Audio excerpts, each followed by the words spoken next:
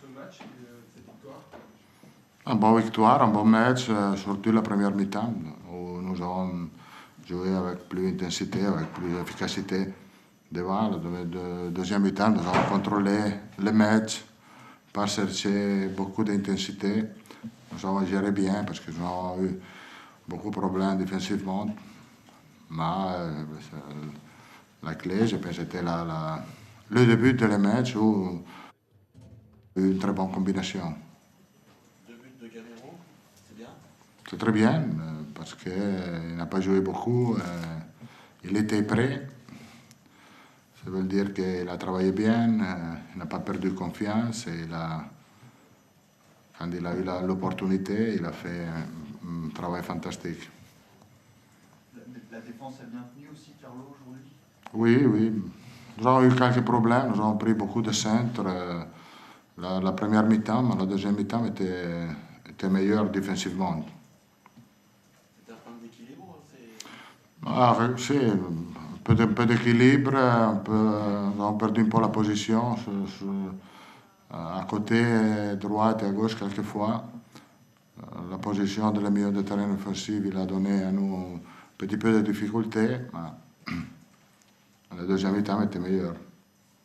Carlo, on a senti le Paris Saint-Germain plus gérer le match que s'investir, enfin pas mettre énormément d'intensité. On avait l'impression qu'ils jouaient à leur rythme.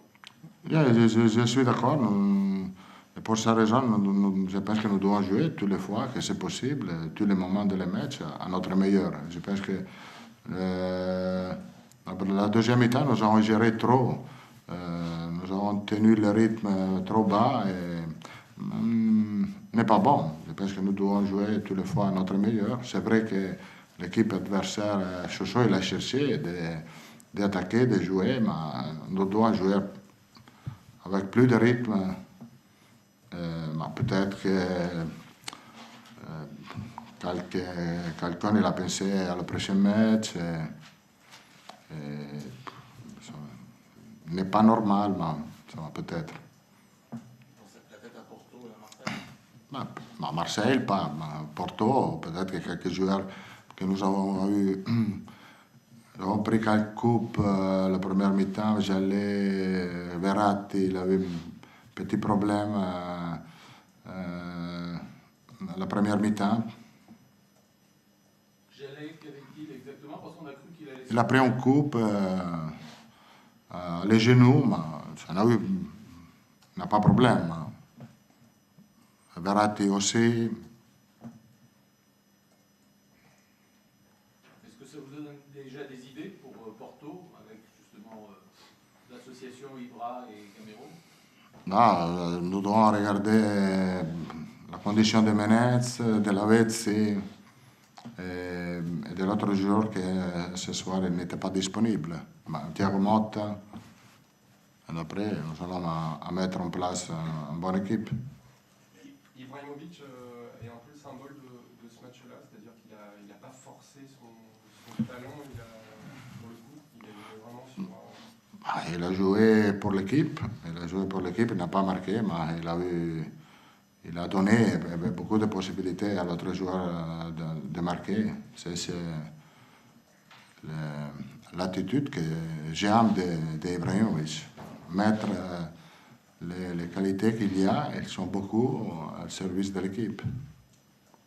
Carlo, est-ce que c'est pas un risque, ce match sans intensité, par rapport à la Ligue des Champions qui va être beaucoup plus difficile? Non, je ne pense pas que sera un risque. Sera un autre match différent, mais je pense que la condition physique de l'équipe est bonne. Carlo, vous aviez beaucoup d'absents au milieu de terrain, en attaque aussi. Les prochains jours, ça va être de la récupération au maximum. Chantom, il était suspendu, peut-être disponible. J'espère aussi Thiago Motta. Je ne pense pas. Nous avons aussi Bodmer, mais ça sera plus difficile. Nous avons 3 jours pour entraîner et voir quel joueur il sera disponible. Carlo, est-ce que vous allez mettre vous aussi de l'intensité en voyant Valenciennes-Marseille demain? Oui, mais demain, nous devons travailler. Après, c'est sûr que ça sera un match d'avoir pour nous parce que nous devons jouer le prochain match contre Marseille. Et donc, on connaît toutes les choses de l'équipe adverse.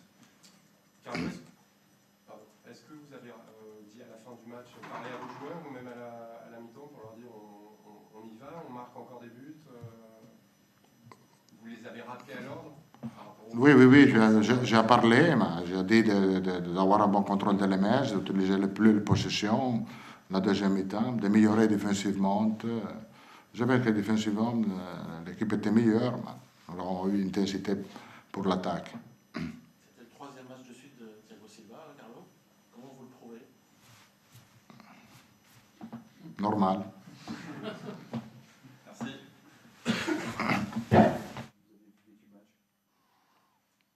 Bon, la difficulté déjà, c'est qu'on a pris un but rapidement.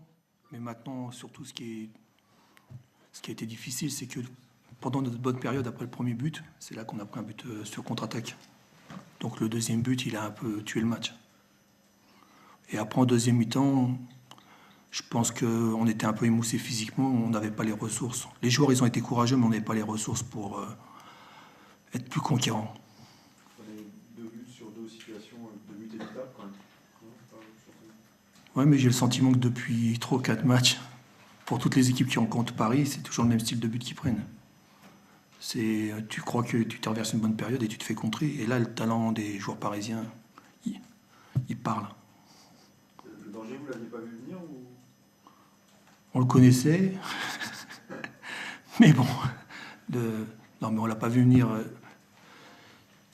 Comme je vous dis, lors des derniers matchs, et je pense que ce n'est pas fini au cours de la saison, le grand danger avec Paris, aujourd'hui, c'est quand tu es en possession du ballon. Et après, tu peux dire qu'il faut garder la supériorité numérique, qu'il ne faut pas perdre ton ballon dans ton camp. Arrive un moment où tu commets une erreur et tu es puni. Sur la gestion du ballon, des temps de jeu, vous avez eu la possession. Techniquement, c'était pas mal ce que vous avez fait quand même ce soir. Oui, non, mais c'est dans la lignée des 3 derniers matchs. C'est ça qui est intéressant. Je dis simplement, bon, en deuxième mi-temps, il nous manquait de la percussion offensive. Mais on est resté bien équilibré défensivement. Après, dans les relations techniques défense-milieu de terrain, c'était intéressant, mais en deuxième mi-temps, on manquait de percussion offensive. Presque 44% de possession, c'est plutôt pas mal. Ouais, après, il faut être méfiant parce que Paris, il y a des moments où il gère. Donc, il y a des moments où il te laisse, peut-être même pour mieux te contrer, il te laisse le ballon. Le regret vient de là parce que là, ils ont laissé des espaces et vous n'aviez pas assez de gaz nécessaire. À quel moment? En deuxième mi-temps. Non, pour moi, le plus grand regret, c'est quand on est mené à 0 et là, on termine une bonne période. Et on a même une ou 2 occasions de but. C'est à ce moment-là qu'on peut revenir. Mais après, en deuxième mi-temps, c'est des équipes comme Paris, te laissent toujours croire tu peux. Mais c'est elle qui a la main mise sur le match et toi, tu es un peu impuissant. Tu penses à la frappe que sort Sirigu là, en première mi-temps? Ouais, mais même on a une tête, il me semble, non? Ou Dubaï, il a une tête sur corner qui est intéressante. Non, mais on a 2 occasions où, avec un peu de réussite, ça peut peut-être sourire. Mais de toute façon, c'est notre bonne période où on construisait le jeu et on est arrivé à être percutant.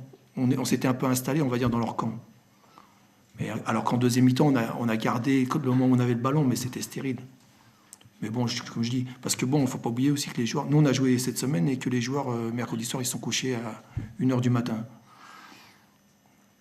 C'est une deuxième défaite ici qui est plus facilement gérable que la première. On n'espérait pas faire pire. Non, mais non, ce qui est bien, c'est que, comme je dis, on est resté aussi cohérent que les 3 derniers matchs. Sauf que les 3 derniers matchs, ce n'était pas le même adversaire. Et on avait plus de percussion offensive. On avait plus de dynamisme offensif. Ce qui nous a manqué un peu sur ce match. La conclusion de votre discours, Paris, ils ont géré, c'est que Paris vous a impressionné finalement ou vous a pas du tout impressionné dans le jeu? Mais c'est le réalisme de Paris qui m'impressionne. Le football, tu dois gagner. Après, chacun a sa méthode. Moi, ce qui m'impressionne à Paris, c'est le réalisme. C'est que chacun fait bien son travail à son poste et s'il y a une occasion de te punir, ils te punissent. Et ça, c'est le haut niveau. C'est pas une équipe qui en fait trop. C'est une équipe qui a du talent et qui est disciplinée. Et en fin de compte, ça donne une équipe très efficace. Aujourd'hui, c'est ça la grosse différence par rapport aux autres équipes. Déjà, c'est le potentiel athlétique. Parce qu'ils ont un potentiel athlétique que personne n'a. Et après, c'est une maîtrise collective des temps de jeu. Eux, ça ne les dérange pas de t'aspirer pour mieux te contrer. Donc voilà.